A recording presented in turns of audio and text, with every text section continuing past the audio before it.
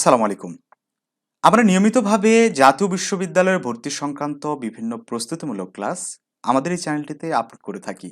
তারই ধারাবাহিকতায় আজকের ক্লাসে অর্থনীতি এবং পৌরনীতি বিষয়ের 10টি করে 20টি এমসিকিউ তোমাদের সামনে তুলে ধরব।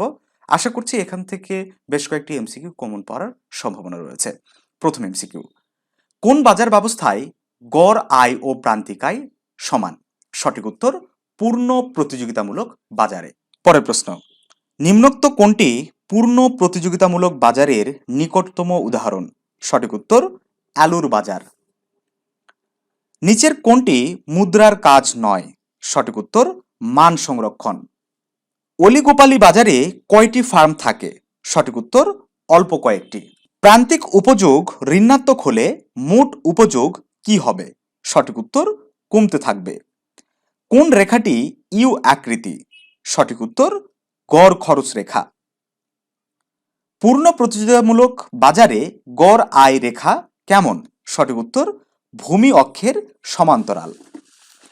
দেশের মানুষের ক্রয় ইচ্ছা বৃদ্ধির ফলে কোন ধরনের মুদ্রাস্ফীতি দেখা যায়? সঠিক উত্তর, চাহিদাজনিত।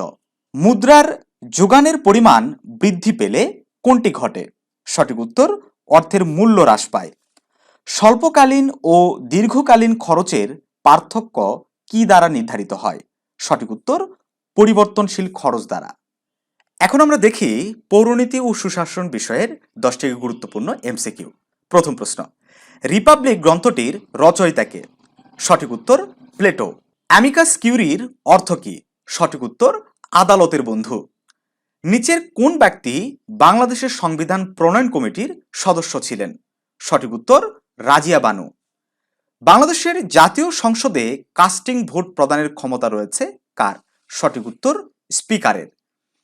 নিচের কোনটিকে প্রশাসনের স্নায়ুকেন্দ্র বলা হয়? সঠিক উত্তর, সচিবালয়। স্মার্ট বাংলাদেশের স্তম্ভ কয়টি? সঠিক উত্তর, 4টি। কোন সালে বাংলাদেশ সরকার বয়স্ক ভাতা চালু করে?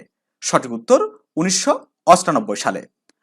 নিচের কোন নাম্বারটিতে ডায়াল করলে বাংলাদেশের সকল তথ্য সেবা পাওয়া যায়? সঠিক উত্তর, 333। পার্সোনা নন গ্রাটা কাদের সঙ্গে সম্পর্কিত? সঠিক উত্তর, কূটনীতিবিদদের সাথে। প্রথম স্বীকৃতি প্রাপ্ত বাংলাদেশি জিআই পণ্য কোনটি? সঠিক উত্তর, জামদানি শাড়ি। শিক্ষার্থী বন্ধুরা, এই ছিল আজকের ক্লাসে। আশা করছি ক্লাসটির মাধ্যমে তোমরা উপকৃত হয়েছ। ভর্তি পরীক্ষার প্রস্তুতি আমাদের সাথেও তোমরা নিতে পারো। সেক্ষেত্রে আমাদের এক্সাম ব্যাচে ভর্তি হতে হবে।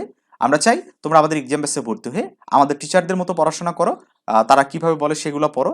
আশা করছি তুমি ভালো কোনো কলেজ এবং ভালো সাবজেক্টেই চান্স পাবে।